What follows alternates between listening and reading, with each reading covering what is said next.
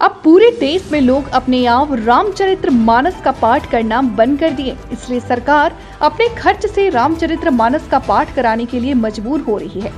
और जो रामचरित्र मानस का पाठ पढ़ाने की बात कर रहे हैं वो इस देश की महिलाओं, आदिवासियों, दलितों और पिछड़ों के सम्मान के दुश्मन हैं। किसी भी पंथ निरपेक्ष, धर्म निरपेक्ष, लोकतांत्रिक सरकार के निर्देशों का उल्लंघन है। हम सभी धर्मों का सम्मान करते हैं, एक ही धर्म को बढ़ावा क्यों सरकार सबकी है। अगर सरकार को बढ़ावा देना ही है तो सभी धर्मों का सम्मान रूप से बढ़ावा देना है।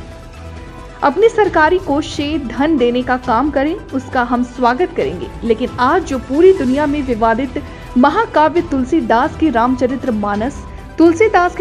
मानस, जिसमें इस देश की महिलाओं को प्रताड़ित करने, शूद्र समाज को अपमानित और प्रताड़ित करने जैसे शूद्र समाज की तमाम जातियों को जाति सूचक शब्दों का प्रयोग कर नीच और अधर्म कहने का काम करती है। अखिलेश यादव द्वारा दिए गए बयान सपा सरकार के समय पुजारियों के लिए मानदेय दिया गया था। वो दर्शनार्थियों को कई सुविधाएं उपलब्ध कराई गई थी। आज भाजपा सरकार न तो पुजारियों का मानदेय बढ़ा रही है, न जनता के लिए सुविधाएं, बस उगाही के नए नए तरीके ढूंढ रही है। भाजपा धर्म का बाजारीकरण कर आस्थाओं का शोषण न करे, जनता आक्रोशित है।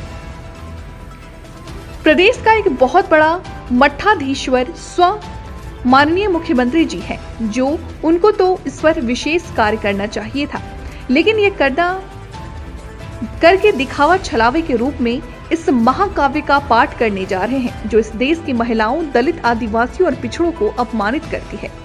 उन्होंने कहा कि राष्ट्रपति से मिलने तो कोई भी जा सकता है और सभी को अपने अपने धर्म के अनुसार आचरण करना चाहिए। इसमें किसी भी तरीके का कोई भेदभाव नहीं है, लेकिन धर्म का आचरण सरकार जबरदस्ती करा दी है। चिंता का विषय ये है। स्वाभाविक रूप से भारतीय जनता पार्टी की सरकार हर जगह पर अपना बिजनेस, कारोबार, पैसा देखती है। भारतीय जनता पार्टी की सरकार जनता के प्रति अपनी जवाबदेही न सुनिश्चित कर ईस्ट इंडिया कंपनी की तर्ज पर पूरे देश को लूटकर अडानी और अंबानी की तिजोरी भरने में लगी हुई है। सवाल मुस्लिम लीग ने किया,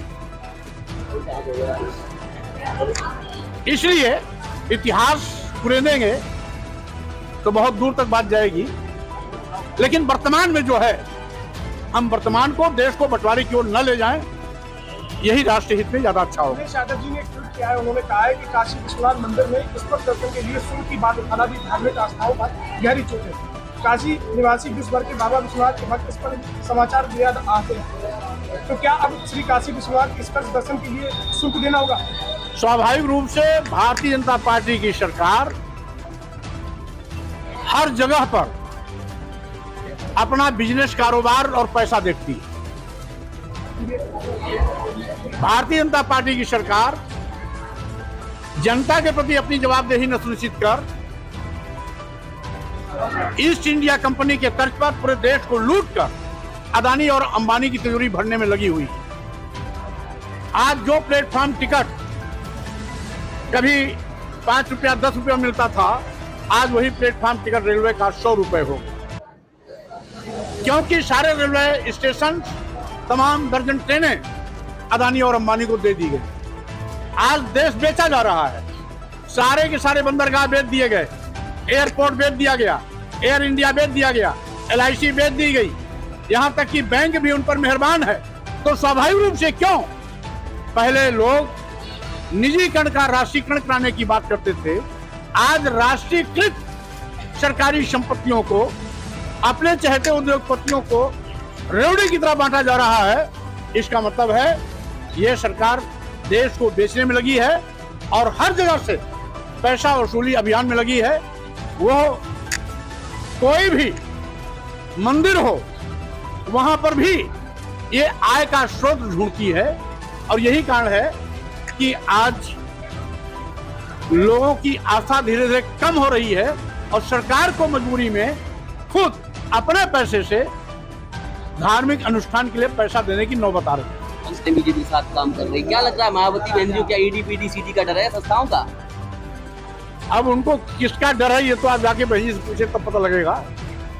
लेकिन जब डर नहीं था, उसी समय वो बाबा साहब डॉक्टर अम्बेडकर और मानवर काशीराम के विचारों से हट गई थी, और जिस दिन से हट गई थी, उसी दिन से उनकी उल्टी गिनती शुरू हो गई। अंतिम सवाल मंत्री जी, आप राष्ट्रीय महासचिव समाजवादी पार्टी, तमाम लोगों को सपा में जुड़वा रहे हैं। आपकी बेटी भाजपा में है, कब आ रही है सपा में वो? अब इसको तो बदायूं के सांसद से जाके आपको पूछना चाहिए।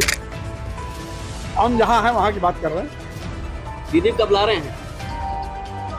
तो क्या ऐसा ही बना रहेगा कि पिता कहीं पुत्री कहेंगे एक साथ भी आएंगे? आप भाजपा में जाएंगे कि वो सपा में आएंगे? आप देख